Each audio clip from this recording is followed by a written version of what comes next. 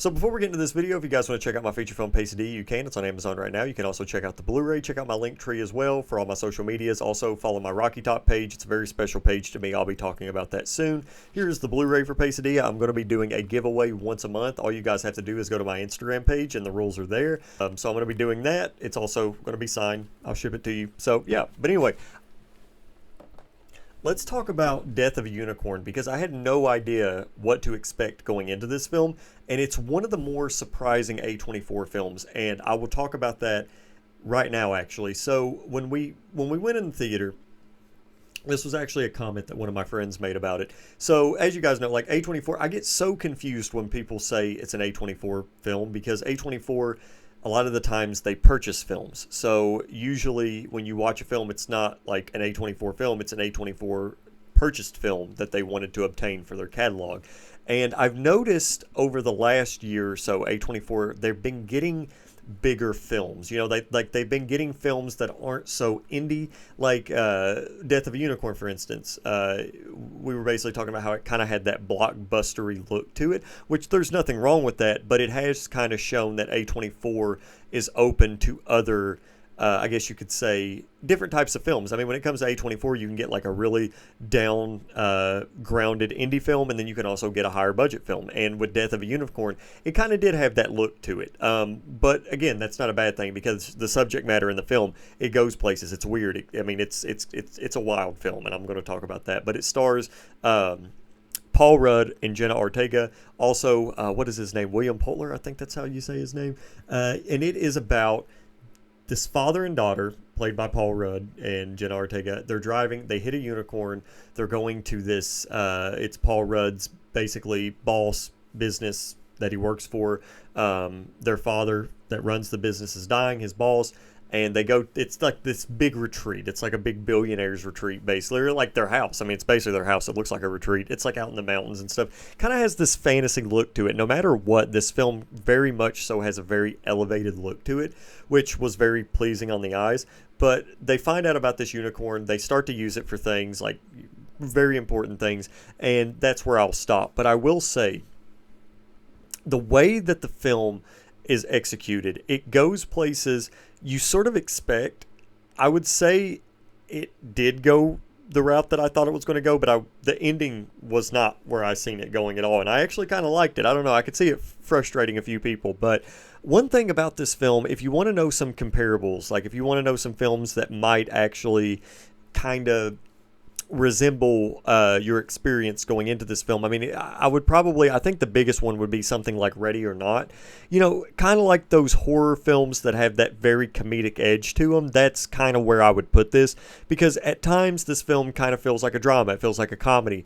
Feels like a fantasy. But then also it has this kind of horror, not necessarily a slasher element to it, but it does kind of have this campy feel where it's not too campy, because it does get a little bit, I guess, I don't want to say necessarily terrifying, because some people might just find this film fun, but some of the imagery in this film, especially with, you know, the unicorn and stuff, it has this very atmospheric feel. It gets creepy at times. And when you go into this film, you're not going to get anything too deep. It's not necessarily a film that digs underneath the surface. It kind of just scratches it, but it is an enjoyable time. It's the type of film where, for me personally, like, I love films that are over 2 hours. I mean, I don't mind a film that's even 3 hours. It does not bother me whatsoever, but there are films that are it's a certain type of film where you're like, okay, I get it. This works better at around a crisp 90 minutes. Like, I get it. Like, I mean, I would be fine if it's longer, but I get it. It works at 90 minutes. Like, if it's anything over, I'm like, oh, you could have trimmed it out. But with this film, I didn't mind the extended runtime. It's closer to an hour and 50. I didn't mind it, because I was engaged the whole entire time. And I think that's the biggest strength of this film, is even though it's a lot of set pieces, it's a lot of set pieces, there's a lot of things going on, it never necessarily overstays its welcome. It always has something to do. The characters always have something to do. There's always something crazy going on. I will say the gore, when it comes to the gore, it is gnarly at times, but it's not doing anything revolutionary. It really does have a backbone to the film has a backbone, and that's one thing that I appreciated a lot about it. It could have easily went a completely different route. It could have went a safe route. And I mean, you could even argue that maybe it should have it sometimes. But I enjoyed the kind of uncanniness that the film brought. And it's not going to be for everybody. I mean, if you see the reviews, of course, some people are kind of mixed on it. For me, I think that's kind of a good thing.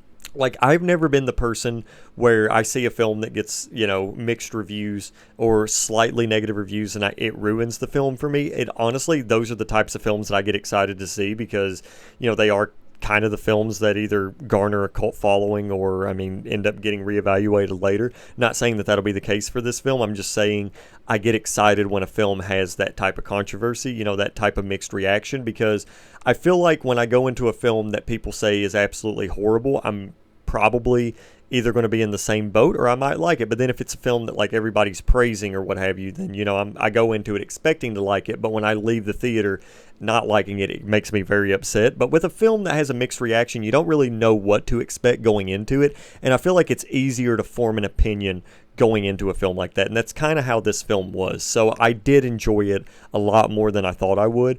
I think you guys should definitely check it out. I give huge props to A24 for even thinking of films like these, because it is one of those films where I do think that it would do good with an audience no matter who picked it up, but at the same time it does feel like an A24 film. I think it's the perfect film for A24 to get their hands on because it does have that kind of blockbustery look and feel to it, but at the same time it has that sort of strange subject matter that I just, love about A24's acquisitions. They acquire films that are different. So I think when people say, because I know people get frustrated about, it feels like an A24 film, it's just that A24 knows what their brand is and they know what type of films that audiences expect. I do think they are sort of leaning in more towards more commercial films, which you really can't blame them, especially in today's market. I know it would, it pisses people off, and I know people might have an opinion on that, but from a business side, it does make sense. There's really no other way,